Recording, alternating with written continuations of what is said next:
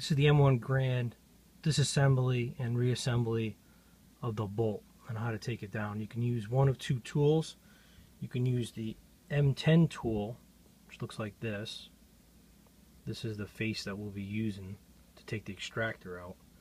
Or you can use the M14 variant, which is basically the same tool, and this is for the face. Okay, so I'm just going to use the M10 tool. You take the cleaning rod and you thread it through.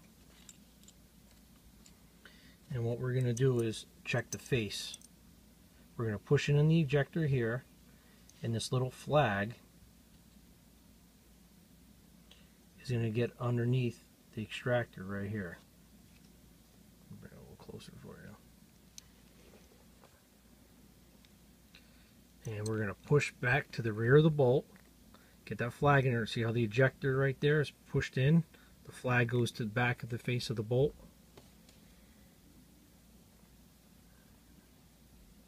And I'm going to twist clockwise. And it's going to lift the extractor out. Now there's still a lot of pressure here, so go slow. Put your thumb over it. Hold the ejector. You'll be able to pull the extractor out now. The ejector and the ejector spring can come out. And out of the back, which should be floating anyway, would be the firing pin. Now we have the bolt. The last thing that comes out is the ejector, spring, and plunger.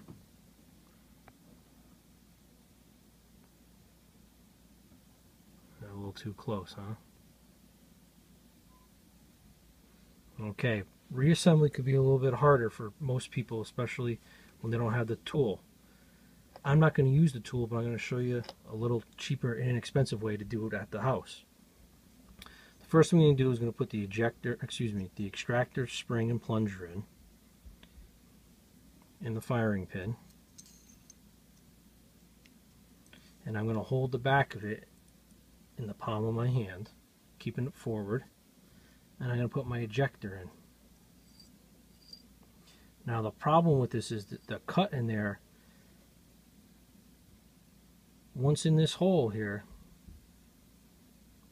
this clearance cut will be through there, so it'll be a full circle.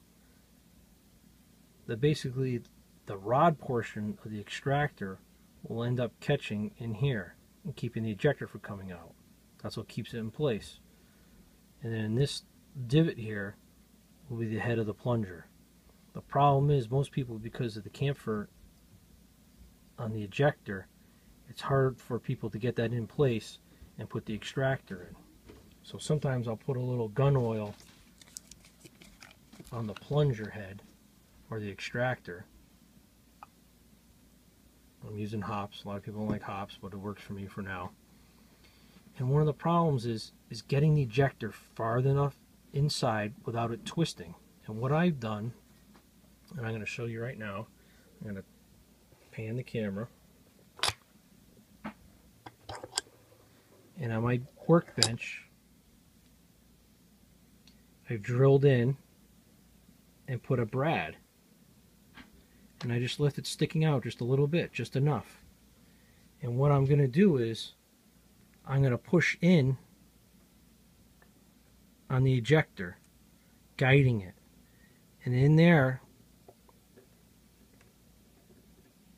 I can see, this takes a lot of time. You can buy that tool for a lot of money, but I can do it here usually pretty darn quick. Sometimes it gets caught up on the inside. Needs a little oil.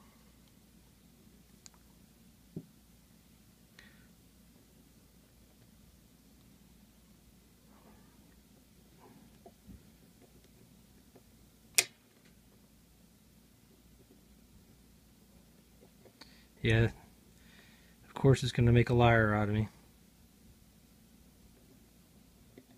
There we go. So you can see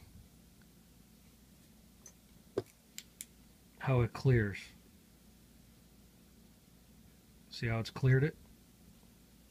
This is where we can put in the extractor.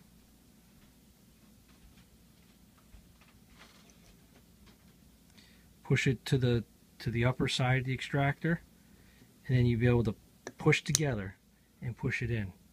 Sometimes you got to hold it, and you might have to give it a tap with a small hammer. Use the rubber end and tap it in. But that's how we put back together the M1 Garand bolt. And you can also test it and to make sure that firing pin's all the way in. Should be free to move in there. And then you want to check the extractor. You can take your cleaning rod and just pull gently to make sure that it's seated in there.